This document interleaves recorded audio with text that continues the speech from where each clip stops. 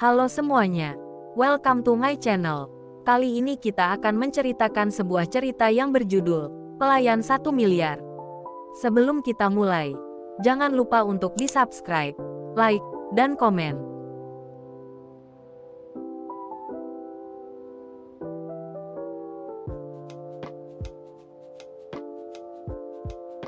Episode 10, Dalam Bagasi. Setelah semangkuk bakso terhidang di depannya, Bella segera menyantapnya tanpa memedulikan panasnya masih menggelegak. Ia tidak tahan lagi dengan rasa laparnya. Bella bahkan tidak memperdulikan pandangan heran dari orang-orang di sekitarnya yang melihatnya makan dengan sangat terburu-buru, bahkan ketika kuahnya masih panas. Hah, panas, pedas, keluh Bella sambil mengibaskan tangannya ke mulut yang terasa terbakar akibat suhu makanan yang panas itu. Dalam waktu singkat, semangkuk bakso panas itu habis, bersama dengan semua kuahnya. Bella meneguk minumannya sampai tetes terakhir.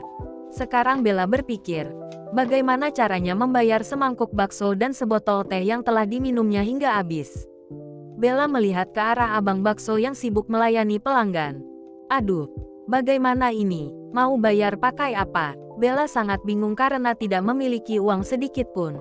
Perlahan, Bella merosot dari tempat duduknya sambil terus memperhatikan sekelilingnya. Ia berjalan dengan hati-hati dan berjongkok beberapa meter dari tempat semula. Setelah itu, Bella bangkit dan berlari secepat mungkin menjauhi gerobak abang bakso. "Hei, kamu belum membayar. Jangan lari. Bayar dulu," teriak abang bakso sambil mengejar Bella. Bella semakin panik melihat abang bakso dan beberapa orang lainnya yang mengejarnya.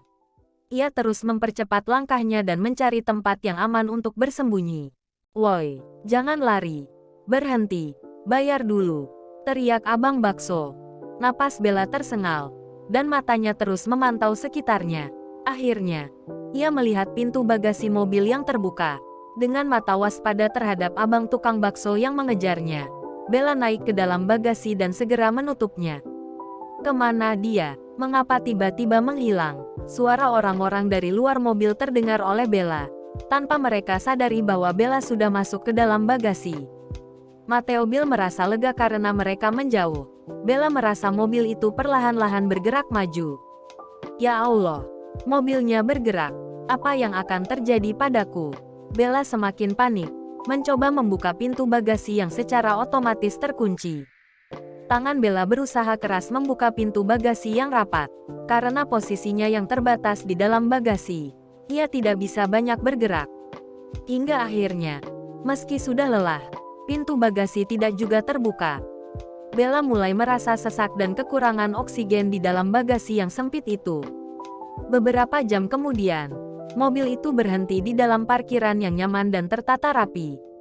Mobil-mobil mewah yang lain juga terlihat di sekitarnya, menunjukkan bahwa mereka berada di tempat elit di kota Jakarta. Seorang pemuda tampan keluar dari mobil dan mendekati bagasi yang tadi terdengar ada suara di dalamnya.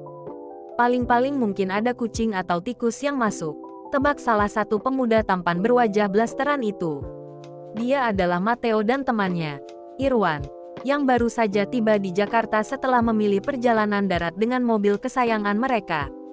Siapa tahu, mungkin ada putri salju, celetuk Irwan, menatap Matteo yang berdiri di samping mobil dengan kedua tangannya bersilang. Mimpi. Nggak mungkin ada putri salju di negara ini. Kamu lagi ngarang, balas Matteo sambil menggelengkan kepala. Ya, meskipun bukan putri salju, tapi bisa saja ada seorang gadis cantik terjebak di dalam bagasi mobil ini. Nah, kalau begitu, kamu berani apa? Tanya Irwan, sambil memandang tajam ke arah Matteo. Kalau memang ada, aku akan menjadikannya istri, jawab Matteo dengan santai, meskipun ia tahu bahwa itu hanyalah khayalan. Yakin, kamu akan menikahinya, goda Irwan dengan mata berbinar-binar. Pasti, karena itu tidak mungkin terjadi. Palingan yang ada di dalam sana adalah tikus atau hewan kecil lainnya yang masuk tanpa sepengetahuan kita, tegas Matteo. Oke, kata Irwan sambil membuka perlahan pintu bagasi mobil yang mereka tumpangi. Namun, ketika pintu itu terbuka, Irwan sungguh terkejut. Irwan melangkah mundur, matanya tidak percaya dengan apa yang dilihatnya. Ia bahkan menggosok-gosok kedua kelopak matanya beberapa kali untuk memastikan penglihatannya. Tetapi kenyataannya tetap sama. Seorang gadis meringkuk di dalam bagasi. Matteo penasaran dengan reaksi Irwan. "Apa ini, tikus?" tanyanya. Tetapi Irwan menggeleng. "Kucing, atau kecoa, jangan pura-pura dramatis, deh. Tidak lucu," tambah Matteo. "Sini, lihatlah, bos. Lihat ini," panggil Irwan, melambaikan tangannya agar Matteo mendekat. Matteo mendekat dan juga terkejut dengan apa yang dilihatnya. Ia memejamkan mata sebentar, lalu membuka lagi, tapi tetap sama. Lalu ia menunjuk hidung Irwan. "Ini pasti ulahmu, kan? Ngaku saja." "Ups, bos. Gak ada, ini bukan akal-akalanku. Aku tidak tahu apa-apa," elak Irwan. Sama sekali tidak tahu apa yang terjadi. "Ah, jangan pura-pura, bangunkan dia," teriak Matteo, menatap tajam ke arah gadis itu. Irwan gemetar. "Mungkin dia hantu, bos. Lihat. Jangan gila, mana ada hantu yang bisa kamu sentuh. Lagian, kenapa hantu akan bersembunyi di dalam mobil? Bukannya dia bisa menghilang. Gunakan akal saat berbicara," bentak Matteo dengan mata merah padam, menunjukkan ketidaksukaannya terhadap ketakutan Irwan. Kemudian, Irwan mendekati dan mencoba menggoyang bahu gadis yang tidur pulas itu. Tetapi Bella tetap tak sadar. "Pingsan, bos," kata Irwan. "Hah, serius?" Matteo panik. "Mungkin dia kekurangan oksigen. Cepat, kita harus membawanya ke rumah sakit." "Tunggu, jangan, bawa saja ke apartemen. Kita bisa panggil dokter. Jangan sampai kita dicurigai melakukan sesuatu yang aneh. Kalau dia mati, kita bisa dituduh pembunuh. Aduh, kemana kita harus membawanya? Jangan bikin saya bingung." "Ya," Irwan kesal. "Sudah, bawa ke apartemen saja. Cepat, mungkin dia akan segera meninggal," kata Matteo panik. Akhirnya, Irwan menggendong Bella ke dalam unit apartemen Matteo yang terletak di lantai 15. Mereka berdua naik lift bersama-sama. "Aduh, Nona, tolong sadarlah. Kalau kamu mati, bos saya pasti melupakan janji. Dia bilang akan menikahimu kalau yang ada di dalam bagasi adalah seorang gadis. Sekarang kamu sudah membuktikannya, jadi, jangan mati dulu," kata Irwan dalam monolognya. Tiba-tiba, tangan Matteo memukul bahu Irwan. "Kenapa kamu ngomong sendiri? Di depan orang setengah mati ini," kata Matteo. "Lagian aku cuma bercanda. Tidak sungguh-sungguh. Apa kata dunia jika aku benar-benar menikahinya? Lebih baik Suni." Setibanya di unit apartemen, mereka meletakkan Bella di atas tempat tidur yang luas dan rapi. Mereka segera memanggil seorang dokter untuk memberikan pertolongan pada Bella yang pingsan karena kekurangan oksigen.